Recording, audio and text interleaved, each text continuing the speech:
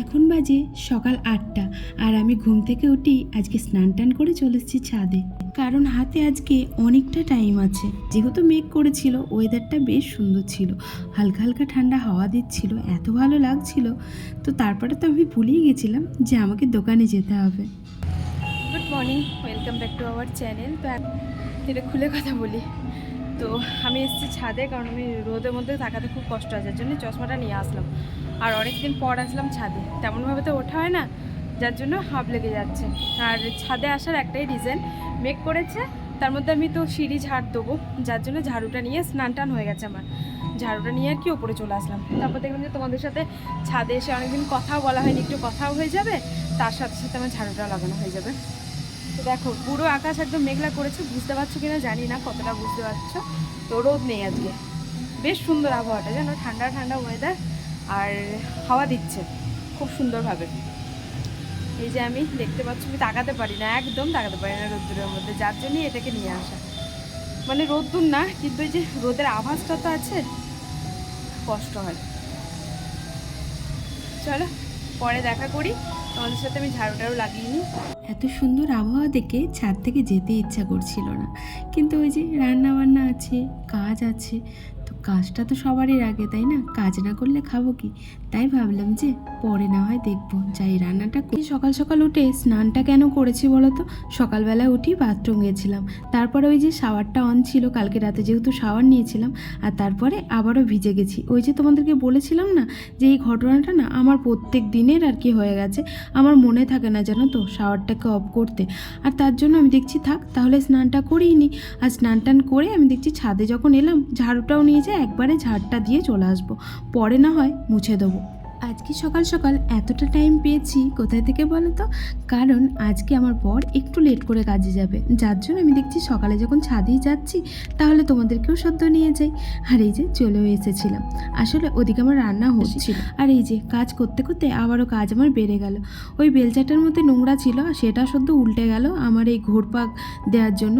2-3 বার আমি এখানটায় পাক দিলাম, কারণ কি বলো তো, অনেক দিন ধরে ভালো করে ডিপ ক্লিন তো করা হয় না। আমি যেটুকু পারি উপর উপরে করে দিই, ভাবছি থাকলে সব সরিয়ে নড়িয়ে ঝাঁট দিত, কিন্তু আমার দ্বারা অত সম্ভব না, আমি যেটুকু পারি করে দিই। তবে হ্যাঁ, ভাবছি কিন্তু বলিনি আমাকে যে এত ভালো করে কিছু। আর এই যে আজকে রান্না কি হবে বলো তো?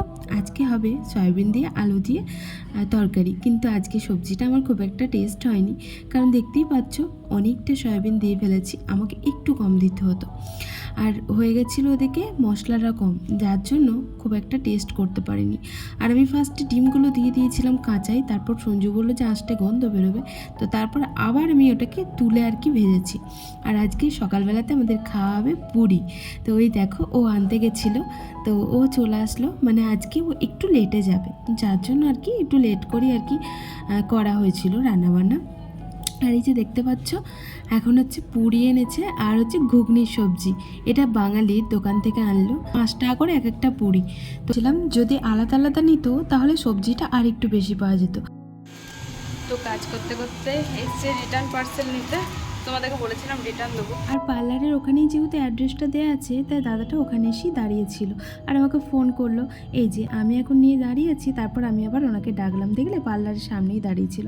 এখনও তো আমি পার্লার খুলিনি, মানে শাটারটা ওঠানো আছে, কিন্তু আমি তো এখনও কাজ আছে বাড়িতে, যার জন্য আর কি যেতে পারিনি।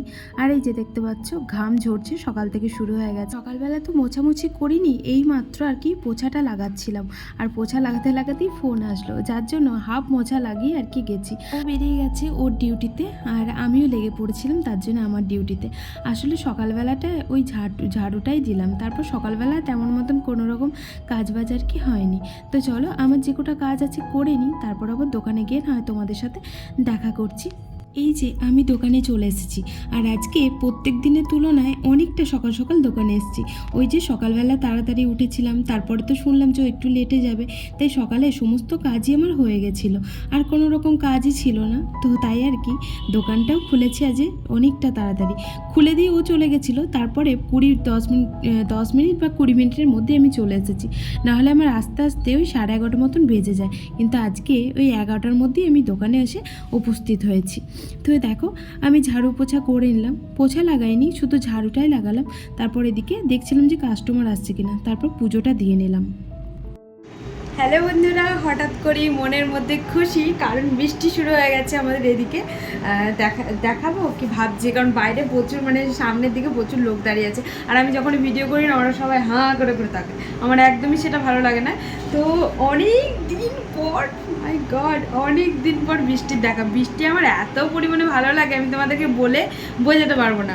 তো চলো আমি পাখাটা বন্ধ করি, না হলে আমার সাউন্ড তোমরা কিচ্ছু শুনতে পাবে না। দাঁড়া, বৃষ্টিটা দেখাই তোমাদেরকে। তোমরা তো জানো বৃষ্টি আমার খুব পছন্দের একটা জিনিস, কিন্তু এখানে না বৃষ্টি হয় না। এই যে দেখতে পাচ্ছ টিপ টিপ করে পড়ছে, ব্যাস এইটুকুই, এর বেশি আর কিন্তু হয়নি। আমি তো ভাবলাম যে সকাল থেকে যা মেঘ করছিল সারা দিনটাই হয়তো বৃষ্টি হবে। সব জায়গাতে বৃষ্টি হচ্ছে জানো, কিন্তু আমাদের এই জায়গাটাতেই বৃষ্টি নেই, এক ফোঁটাও বৃষ্টি নেই। প্রত্যেক দিন মেঘ তো করছে, কিন্তু বৃষ্টির দেখা আর মিলছে না। বৃষ্টির মধ্যে ভিজে ভিজেই চলে আসলাম বাড়ি। খিদে পেয়েছিল প্রচণ্ড, তাই খেতে চলে আসলাম। আর তোমাদেরকে তো সকালবেলাতেই দেখিয়েছি যে আজকে কি রান্না হয়েছিল। আজকে না সবজিটা একদম ভালো হয়নি জানো তো, আমি যেরকম করব ভেবেছিলাম সেরকম হয়নি। মশলাটা কম হয়ে গেছিলো, আসলে কালকে রাতে ও মশলা বেটেছিল, ও ঠিকঠাকই বেটেছিল, কিন্তু সয়াবিনটা একটু বেশি হয়ে গেছিলো আমার, যার জন্য খুব একটা টেস্ট আমি করতে পারিনি। না হলে এই রান্নাটা না আমার খুব টেস্ট হয়, মানে আমার হাতে, আর আমার খেতেও খুব ভালো লাগে। যেহেতু আমার সয়াবিনটাও ভালো লাগে আবার ডিমটাও ভালো লাগে, তাই দুটো একসাথে যখন করি না অমৃত লাগে পুরো একদম। আজকে 5:30 বাজে এখন, আর 5:30 বাজতে না বাজতে আমি চলে এসেছি, কারণ আমাদের ট্যাঙ্কিতে এক ফোঁটা জল নেই। ওকে গিয়ে এখন মোটর চালাতে হবে। মাথার চুলটা খুলেছিলাম, কারণ মাথায় প্রচণ্ড পরিমাণে যন্ত্রণা করছিল, খুলে একটুখানি শুয়েছিলাম। দেখতে আবার কতক্ষণ দাঁড়িয়ে থাকতে হবে। খোলা আছে।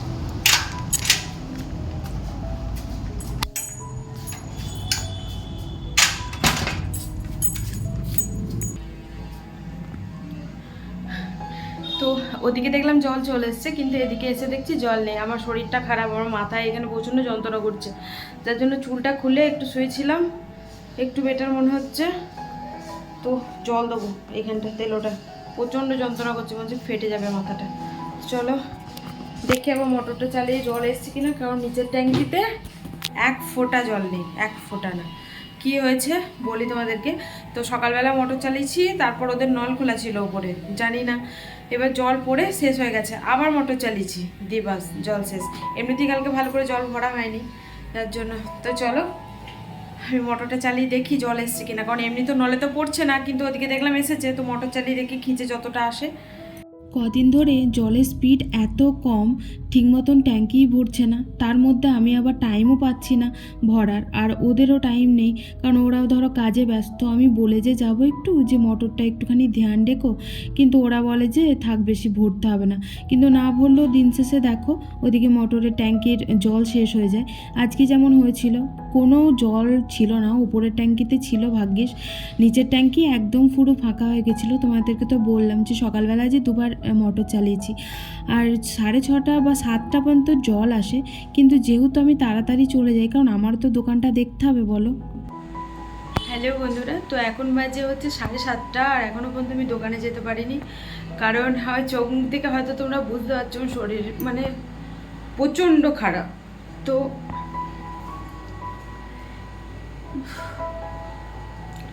এতক্ষণ শুয়েছিলাম, এই জায়গাটা প্রচণ্ড ব্যথা করছে, পুরো ফেটে যাচ্ছে, মনে হচ্ছে এত ব্যথা করছে। মাথায় জল দিলাম এই মাত্র, এখানটা তেল দিয়ে জল দিলাম, শরীর হিট হয়ে গেছে প্রচণ্ড পরিমাণে, আর প্রচণ্ড মাথা যন্ত্রণা করছে, আর চোখ টোক দিয়ে জল বেরোচ্ছে অনবরত, কি হচ্ছে কি জানি।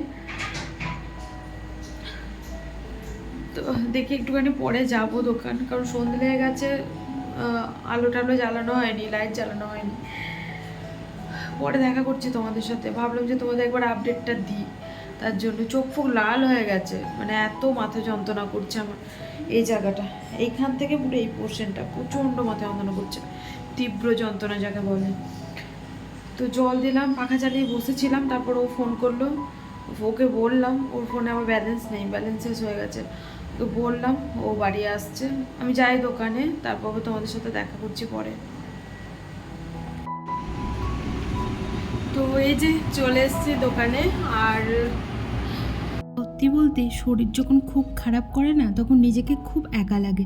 তখন মনে হয় এই শহরে আমি সত্যিই খুব একা। কারণ দেখো, বর থাকা সত্ত্বেও বর আমাকে টাইমই দিতে পারে না, কারণ ওরও তো কাজ আছে।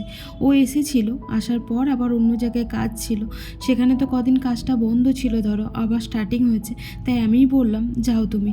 আর তারপর এদিকে মা বাবাও নেই, খুব মনটা খারাপ করছিল আজকে, জানো তো।